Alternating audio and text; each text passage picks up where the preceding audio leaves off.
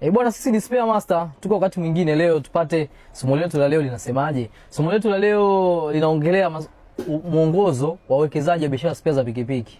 Na somo letu la leo linasema elewa aina ya duka unalotaka kufungua kulingana na mtaji au kulingana na eneo. Biashara spare za pikipiki imegawanyika katika ngazi tatu kulingana na mtaji, ukubwa wa shughuli na aina ya wateja. Na kundi A ni duka la huduma ya haraka au duka la mafundi. Mtaji wake unakuwa ni mtaji mdogo. Huu mtaji una range kuanzia milioni 2 mpaka milioni 5. Lengo la hili kundi A au lengo la hili duka ni nini? Lengo lake ni kuhudumia mahitaji ya haraka na ya kila siku. Vitu vinavyouzwa na kuisha haraka.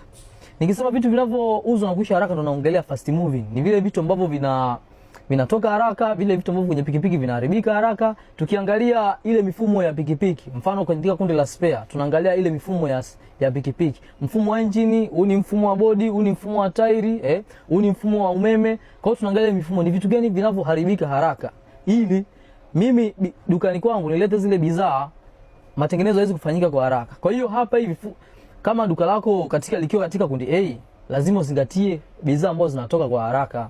Unaona? Let's say wewe mtaji wako ni wa milioni 3, unataka kufungua hili duka, alafu unaanza na vile vitu kama makeri la nyuma ile la pikipiki, unaanza labda na matenki, unaanza na marimu yale, unaona? Ni vitu ambazo havichakai haraka, ni vitu ambavyo vinachelewa kuharibika. Kwa hiyo inapelekea stock yako kulala na mtaji wako mdogo kutokuendelea. Ndio maana baadhi ya watu ambao wanaanza biashara spare pikipiki wanaona hii biashara spare pikipiki mbona ni nzuri, lakini mbona ina changamoto kama hii. Lakini kumbe alishindwa kujua kwamba anatakiwa aanze na bidhaa gani. Anza na bidhaa ambazo zinatoka haraka lakini ambazo zinafanya mzunguko wa haraka. Unaona? Soko letu ambalo tunalilenga ni watu gani ambao katika kundi A? Tunalenga soko la mafundi. Unaona? Mafundi wadogo ambao unaweza kumleta pale dukani kwako ukafanya naye kazi, Ni katika somo ambalo lilipita nilishaelezea kwamba ni faida gani za fundi, ni hasara gani za fundi ukiwa hautomwekea mfumo mzuri. Kwa hiyo nilielezea namna kumwekea mfumo mzuri fundi ili muweze kufanya kazi nzuri. Kwa hiyo katika kundi A linamtegemea fundi kwa sababu fundi ndio anayefanya matengenezo kwenye pikipiki. Anafanya matengenezo ya vifaa vidogo ili viweze kutoka. Unaona? Leo atakuja mtu kubadilishiwa oil, atabadilishiwa oil. Atamshauri huyu bwana badilisha plug inakaribia kufa. Leo atakuja kubadilisha let's say plug, atamwambia brake shoe inakaribia kuisha. Lakini ni vile vitu ambavyo vinafanya kazi sana. Kwa hiyo tukiangalia mifumo ya pikipiki, tunaangalia vitu gani ambavyo vinafanya kazi sana, ili fundi anafanya matengenezo vile vinaweza kutoka kwa haraka. Unaona? Kwa hiyo soko letu tunalolenga hapa ni mafundi, lakini pia watumiaji wa pikipiki wa kila siku. Tunazungumzia kina nani? Mfano bodaboda. Wapo wamiliki wa pikipiki binafsi ambao wanatumia pikipiki kila siku, lakini wapo watu ambao wanafanya kazi kila siku ambao tunaongea maafisa usafirishaji. Hao ndio tunawatarget sana kwa sababu hawa ndio pikipiki zao almost katika masaa 24 wanafanya kazi masaa 18, masaa 12, masaa 10. Kwa hiyo vyombo vyao vinafanya kazi sana, vinaharibika, kwa hiyo vinahitaji matengenezo. Na hapa kwenye matengenezo lazima tuangalie bidhaa ndogo ambazo zinaharibika haraka, tuziweke dukani stock. Leo kavunja side mirror, leo kaja kubadilisha oil, leo kaja kubadilisha plug, leo kaja kubadilisha chubu, tayari imepata pancha. Kwa tunaangalia ni vitu gani vya muhimu ambavyo vinatoka sana ili tuweze kuviweka dukani. Mfumo wa uendeshaji katika kundi A inakuwa inaendeshwa katika mfumo gani? Bidhaa ni chache dukani, mauzo ya haraka ya moja kwa moja. Nikisema bidhaa chache dukani simaanishi kwamba ni bidhaa 2 3 au nini. Ninaongelea ni bidhaa zisizokuwa na let's say tunachagua zile bidhaa ambazo zinatoka sana, lakini bidhaa fast moving zinatoka sana ambazo zinahitajika katika matengenezo ya kila siku. Unaona? Katika mfumo wa uendeshaji hapa hatuwezi kuleta bidhaa zote. Hatuwezi kuleta kila kitu ambacho kinapatikana katika mfumo wa pikipiki. Itakuwa ni ngumu. Unaona? Kwa hiyo tunaangalia bidhaa chache lakini muhimu ili tuweze kuendesha au kufanyia rotation mtaji.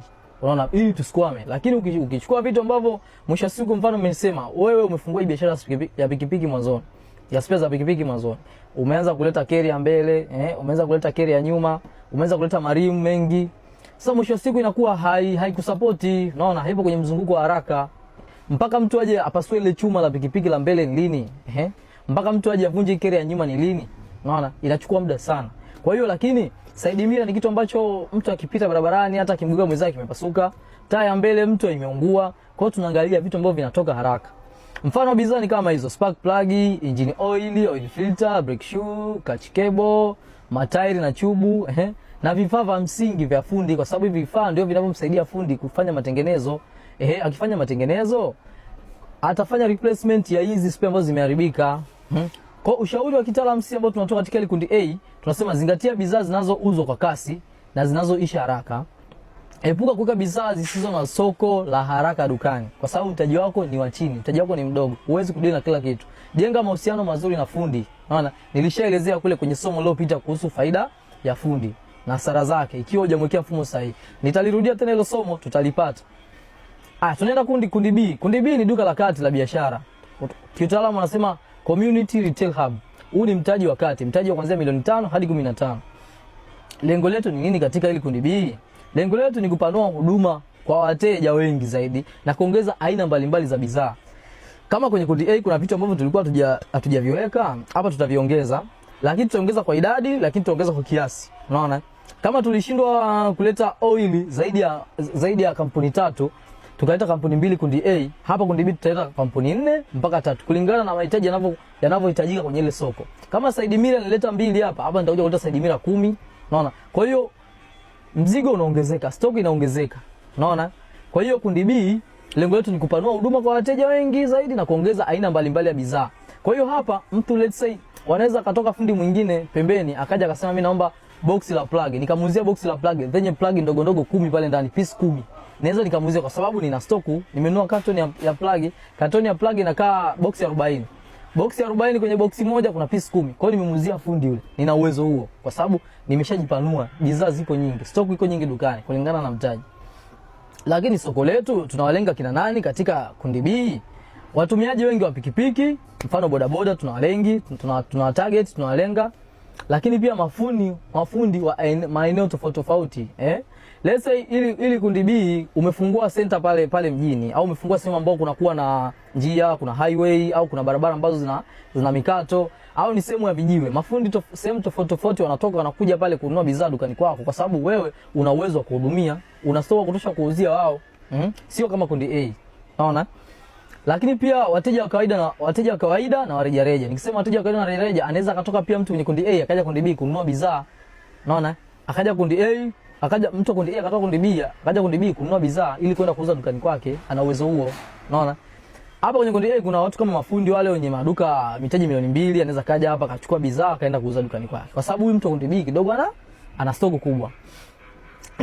Bidhaa muhimu ambazo ni za kuzingatia sasa hapa au mfano wa bidhaa ambazo zinauzwa hapa. Ni spare zote zinazotumika mara kwa mara, sehemu za umeme au tuseme mifumo yote ya pikipiki, mfumo wa umeme, mfumo wa engine, mfumo wa body, mfumo wa wheel and suspension, yani mifumo yote ya kuzingatia. Lakini pia upande wa kundi ambalo ni la spare na lubricant, nilishaongea nikasema kuna makundi matatu. Kundi la spare za pikipiki ambazo ndizo spare zenyewe, na kwenye spare za pikipiki kuna hiyo mifumo. Kuna mfumo wa engine, kuna mfumo wa body, mfumo wa umeme, mfumo wa matairi, Tukasema kuna kundi la pili, kundi la lubricant and oil. Unaona? Kundi la mafuta na vilainisho. Kundi la tatu tunasema ni urembo. Unaona? Kwa hiyo msije mkachanganya, mifumo ni tofauti, mifumo iko ndani ya kundi la spare. Kwa hiyo ni tofauti, msije mkachanganya hapa. Nikiuliza makundi ya spare za pikipiki ni makundi ni matatu. Spare zenyewe, lakini oil and lubricant na urembo. Unaona? Haya, hilo litakuwa ni somo ambalo nilizungumzia nyuma, lakini pia nitakuja kulirudia. Kwa hiyo ushauri wa kitaalamu katika kundi B ni tambua bidhaa chache zinazoleta mauzo mengi. Lakini weka mfumo wa kujua bidhaa zinazoisha dukani. Rekodi stock yako, unajua kabisa kwa sababu huu mtaji ni mtaji mkubwa. Kwa hiyo unafanya recording. Kuna wengi ambao wanaweza kutumia mfumo ambao ni mfumo ambao wa kulipia online. Una record stock, unaweza ukiuza una automatically unajionyesha umeuza ngapi, stock imebaki kiasi gani. Let's say una plug 10, umeuza moja, inaonyesha plug imebaki 9, plug zimeisha inaonyesha plug zimeisha, unaona? Kwa hiyo weka mfumo wa kujua bidhaa zinazoisha dukani. Ikiwa wewe ile duka sio msimamizi, wewe umefungua duka umemwacha mtu, tafuta mfumo mzuri ambao unaniliona. Na sisi pia Masa tuko hapo kusaidia. Tuna mifumo mizuri ambayo inaweza kukusaidia wewe kutraki biashara yako hata popote pale ulipo na kuweza kuisimamia.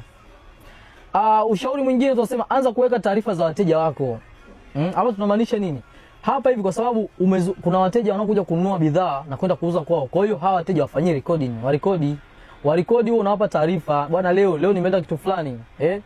Leo nimeenda kitu fulani kina bei rahisi, au leo nimeenda kitu fulani kina quality nzuri. Wapi taarifa? Kwa hiyo rekodi namba zao za simu, wapigie, wapi taarifa, ili uweze kupata wateja mara kwa mara. Mteja anapokuja dukani, usimchukulie katika ile kaida ambazo sio mteja ni mfalme. ili kutengeneza mauzo ya kila siku lazima tuheshimu wateja na tutengenezee hali ya wateja kuwajali, kuwapa taarifa kama sisi tunavyowapa nyinyi taarifa na maarifa.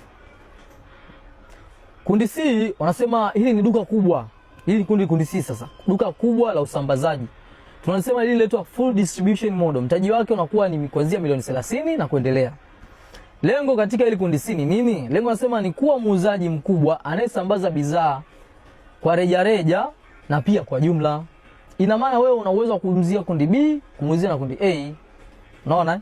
Soko letu tunawatarget kina nani? Wauzaji wadogo wanaonunua na kuuza tena. Tunawatarget kundi A na kundi B. Unaona?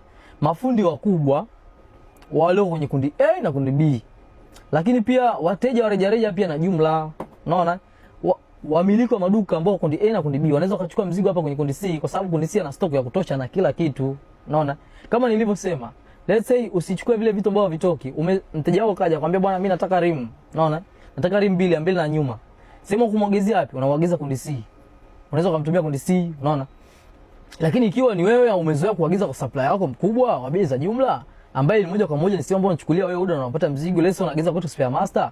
Una note tu unaandika mteja wangu anataka rim 2, basi kwenye order yangu unaongezea unaandika nataji rim 2. Unaona? Au nataji carrier 2. Unaona? Lakini mfumo wa uendeshaji sasa ukoje katika hili kundi C? Unaona?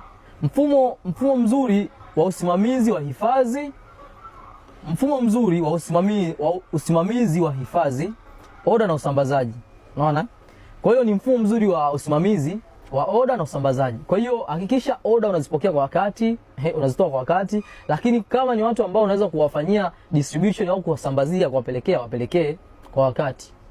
Unaona? Hii kundi C ndio hapa masupplier wengi walipo hapa. Hata sisi tu katika ile kundi C kwa sababu mtaji wa milioni 30 kuendelea utakuta mtu ana mtaji wa milioni 500, milioni 100, unaona?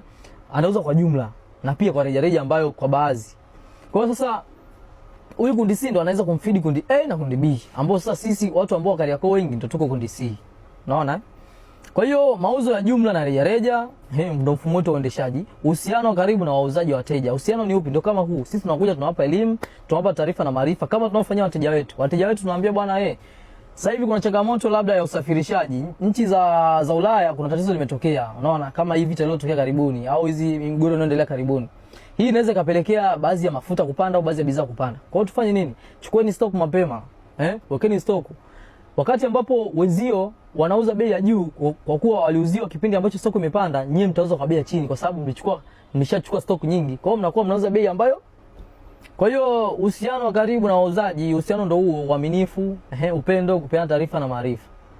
Bidhaa muhimu ambazo zinatoka katika ile kundi C. Anakuambia ni aina zote za spare za pikipiki katika mifumo yote, katika makundi yote ya spare za pikipiki. Unaona? Mafuta aina yote kama nilivyosema makundi yote. Hapa naongelea spare, oil and lubricant, urembo, vyote viko hapa kundi C. Bwana na hayo ndio makundi matatu. Kundi la kwanza ni kundi A, kundi la pili ni kundi B, kundi la tatu ni kundi C. Unaona? Hayo ni makundi ya kuzingatia unapotaka kujua jinsi gani unapoelewa, yani ni namna gani ambayo utaelewa duka ambalo unataka kulifungua. Ni swali ambalo nimekuwa nikikutana nalo sana. Wewe bwana mimi naweza nikaanza na mtaji wa shilingi ngapi bwana mimi na mtaji wa milioni 10. Bwana mimi unaona? Kwa hiyo hili ni somo ambalo litakusaidia na kukupa mwanga. Lakini pia ukipata hili somo usikimbie au usiogope. Endelea kupata taarifa na maarifa katika grupu letu. Endelea kufuatilia vipindi mbalimbali, vitakusaidia wewe kujua mambo mengi zaidi. Bwana sisi ni Spare Master. Karibuni sana. Tunapatikana mtaa wa Donge na Nyamwezi.